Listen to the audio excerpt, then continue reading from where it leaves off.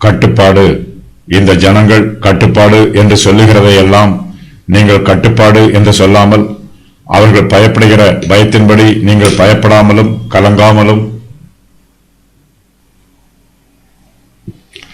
சீரியரும் இஸ்ரவேலரும் எருசலேமுக்கு விரோதமாக முற்றுகை போட்டிருக்கிறார்கள்.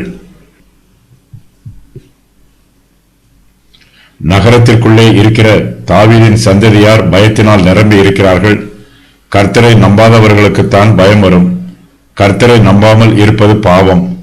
தாவீதின் வம்சத்தாரிடம் கர்த்தருக்கு பயப்படும் பயம் மாத்திரமே இருக்க வேண்டும். மனுஷருக்கு பயப்படும் பயம் இருக்கக்கூடாது. ஆனால் எருசலேமுக்கு உள்ளே இருக்கும் தாவீதின் சந்ததியாரை பயம் பிடித்துக் கொள்கிறது.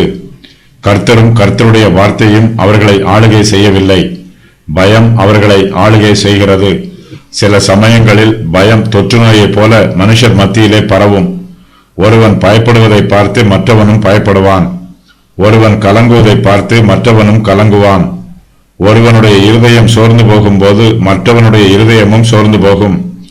பின்னும் அதிபதிகள் ஜனங்களுடனே பேசி, பயங்காளியும் திடனற்றவனுமாய் இருக்கிறவன் எவனோ அவன் தன் சகோதரரின் இருதயத்தை தன் இருதயத்தைப் போல கரைந்து போக பண்ணாதபடிக்கு தன் வீட்டுக்கு திரும்பி போக கடவன் என்று சொல்ல வேண்டும். உபாகமம் 20:8. யூதாவின் புத்திரர் எல்லோரும் கட்டுப்பாடு என்று சொல்லுகிறார்கள். அவர்களைப் போல ஏசாயாவும் கட்டுப்பாடு என்று சொல்லக்கூடாது. இந்த ஜனங்கள் கட்டுப்பாடு என்று சொல்லுகிறதையெல்லாம் நீங்கள் கட்டுப்பாடு என்று சொல்லாமல் இருங்கள் என்று ஏசாயா யூதாவின் புத்திரருக்கு ஆலோசனை சொல்லுகிறார். கர்த்தரே இந்த ஆலோசனையை ஏசாயாவுக்கு சொன்னார். கர்த்தர் தனக்கு சொன்ன ஆலோசனையை ஏசாயா இப்போது யூதாவின் புத்திரருக்கு சொல்லுகிறார். மேலும் அவர்கள் பயப்படுகிற பயத்தின்படி நீங்கள் பயப்படாமலும் கலங்காமலும் இருங்கள் என்று ஏசாயா சொல்லுகிறார்.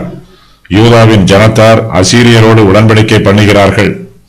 சீரியரும் இஸ்ரவேலரும் தங்களுக்கு விரோதமாய் யுத்தம் பண்ண வந்திருப்பதினால் தங்களுக்கு மோசமும் நாசமும் வரும் என்று பயப்படுகிறார்கள். இப்படிப்பட்ட சூழ்நிலையில் அவர்கள் கர்த்தரை நம்ப வேண்டும். ஆனால் தாவீதின் வம்சத்தாரிடம் அவிசுவாசமே காணப்படுகிறது. அவர்கள் கர்த்தரை நம்பாமல் அசீரியரை நம்புகிறார்கள்.